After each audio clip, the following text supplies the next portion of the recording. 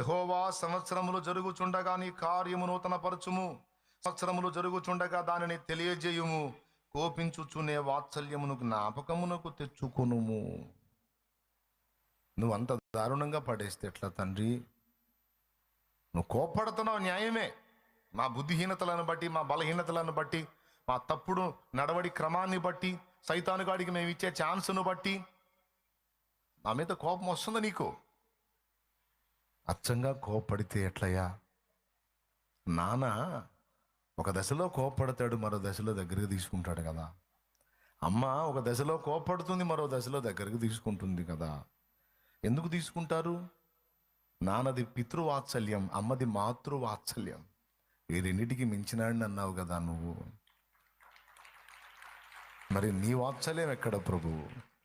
ఒక్కసారి వాత్సల్యంతో గుర్తు చేసుకోయ్యా. మయ్యగదు, నా నాయన